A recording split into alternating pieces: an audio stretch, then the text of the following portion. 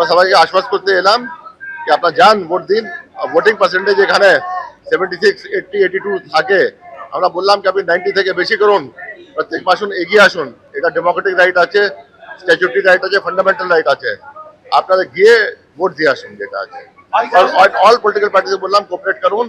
আমরা খুব সখ্ত অ্যাকশন নেব, যে আমাদের আটকাবে খুবই সখ্ত অ্যাকশন নেব আমরা। প্রত্যেক বুথে আমাদের সিসিটিভি আছে, লাইভ ফিড আছে। কোনো বুথে কমপ্লেন্ট হবে 10 মিনিট আগেই হয়েছিল, 10 মিনিট পরে দেখবো, আমি স্ক্রল ব্যাক করে দেখতে পারবো। দ্বিতীয় দফার এই ভোটের আগে একেবারে কঠোর নিরাপত্তার বন্দোবস্ত করছে নির্বাচন কমিশন। তার জন্য বার্তাও দিয়েছেন মুখ্য নির্বাচনী আধিকারিক। কোনো রকম অশান্তি বাধাদান কোনোভাবে বরদাস্ত করা হবে না।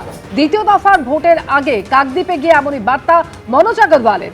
সমস্ত রাজনৈতিক দলের সঙ্গে বৈঠক করছেন তিনি। নির্ভয় ভোট দিতে ভোটারদের উৎসাহিত করুন, রাজনৈতিক দলের প্রতিনিধিদের বার্তা মুখ্য নির্বাচনী আধিকারিকের। এখানে আমরা সব ক্যান্ডিডেট এজেন্ট সঙ্গে কথা বললাম, ওদের কি শঙ্কা আছে নি আছে, কিছু প্রবলেম হচ্ছে না হচ্ছে। আমরা প্রিপারেশন যে চলছে ইলেকশনে মূল্যায়ন করলাম, এসব নিয়ে করতে এলাম যেটা আছে। স্যাটিসফ্যাক্টরি পজিশন আছে এখানে। আমরা সবাইকে রিকোয়েস্ট করলাম যে ফ্রি অ্যান্ড ফেয়ার ভোটিং করবেন আপনারা। আমরা তৎপর আছি। আমরা কোনো যেটা আছে অ্যালাউ করবো না, ভুয়ো ভোট या ভোটে চুরি या হুমকি টুমকি যেটা আছে। মানুষকে যাতে রাইট দিতে হবে কি আপনার ভোট আছে, আপনি দিয়ে আসুন। আমরা সবাইকে আশ্বাস করতে এলাম যে আপনারা যান ভোট দিন। ভোটিং পার্সেন্টেজ এখানে 76, 80, 82 থাকে। আমরা বললাম কি আপনি 90 থেকে বেশি করুন, প্রত্যেক আসুন, এগিয়ে আসুন। এটা ডেমোক্রেটিক রাইট আছে, স্ট্যাচুটরি রাইট আছে, ফান্ডামেন্টাল রাইট আছে। আপনারা গিয়ে ভোট দিয়ে আসুন যেটা আছে। অল পলিটিক্যাল পার্টিকে বললাম কোঅপারেট করুন। আমরা খুব সখ্ত অ্যাকশন নেব, যে আমাদের আটকাবে খুবই সখ্ত অ্যাকশন নেব আমরা। প্রত্যেক বুথে আমাদের সিসিটিভি আছে, লাইভ ফিড আছে। কোনো বুথে কমপ্লেন্ট হবে 10 মিনিট আগেই হয়েছিল, 10 মিনিট পরে দেখবো, আমি স্ক্রল ব্যাক করে দেখতে পারবো। আর 100 মিটার ভিতরে বুথে কেউ ঢুকতে পারবে না। সিএপিএফ এরিয়া থাকবে ওটা।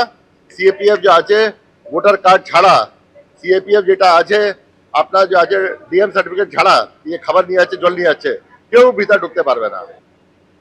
100% বুথে ওয়েবকাস্টিং এর ব্যবস্থা, এমনকি প্রথম দফার ক্ষেত্রে অডিও রেকর্ডিং, সেই বন্দোবস্ত আমরা দেখেছি। আর দ্বিতীয় দফার ক্ষেত্রে যেটা জানা যাচ্ছে যে শুধুমাত্র বুথ নয়, বুথমুখী যে সমস্ত রাস্তা রয়েছে সেখানেও থাকবে সিসি ক্যামেরা।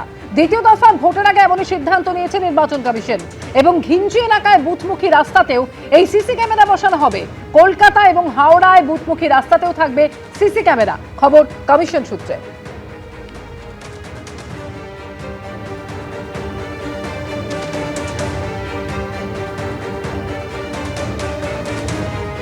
দ্বিতীয় দফার ভোটকে সুষ্ঠু এবং অবাধ করতে দ্বিতীয় দফার ভোটে 16,000 কেন্দ্রীয় সরকারি কর্মীকে ভোটকর্মী হিসেবে নিয়োগ করছে কমিশন। উত্তরবঙ্গ সহ বিভিন্ন জেলা থেকে নিয়োগ করা হচ্ছে এই 16,000 কেন্দ্রীয় সরকারি কর্মীকে।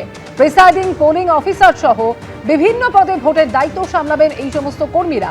এবং সংশ্লিষ্ট জেলা শাসকদের কাছে এই সংক্রান্ত বিজ্ঞপ্তিও পাঠানো হয়েছে। 23 এপ্রিল প্রথম দফায় যেসব জেলায় ভোট হয়েছে সেই সব জেলা থেকে নিয়োগ করা হচ্ছে এই ভোট কর্মীদের। আগামী সেকেন্ড ফেজ ইলেকশন যেটা 29 তারিখে হবে দক্ষিণবঙ্গে, সেই ইলেকশন পরিচালনার জন্য যেহেতু কর্মী সংকট আছে, সেই জন্য যেসব জেলাগুলোতে ভোট হয়ে গেছে সেই সব জেলার কেন্দ্রীয় সরকারের অফিস যেগুলো আছে বা কেন্দ্রীয় সরকার অধিকৃত সংস্থার যে কর্মচারী আছে, সেই ধরনের কর্মচারীদের মধ্যে প্রায় 16,000 কর্মচারীকে নির্বাচিত করে তাদেরকে দক্ষিণবঙ্গে নির্বাচন করার জন্য প্রিজাইডিং অফিসার পোলিং 1 থেকে পোলিং 3 পর্যন্ত সমস্ত অফিসার নিয়ে আসা হচ্ছে। এর দ্বারা বোঝা যাচ্ছে যে দক্ষিণবঙ্গের নির্বাচনটাকে নির্বাচন কমিশন আলাদাভাবে গুরুত্ব দিতে চাইছে এবং আলাদাভাবে করাতে চাইছে। কারণ এতগুলো সেন্ট্রাল গভর্নমেন্টের এমপ্লয়িকে একসঙ্গে নিয়োগ করা, একসঙ্গে এনগেজ করা নির্বাচনের কাজে, এটা এর আগে আমরা কখনো দেখিনি। এবং অনেক দূর দূর জেলা থেকে নির্বাচন করাতে নিয়ে আসছে এবং অনেক দূর দূর জেলা থেকে নির্বাচন করাতে নিয়ে আসছে, যেটা আমরা নজিরবিহীন বলে আমরা মনে করছি। এবিপি আনন্দ, এগিয়ে থাকে, এগিয়ে রাখে।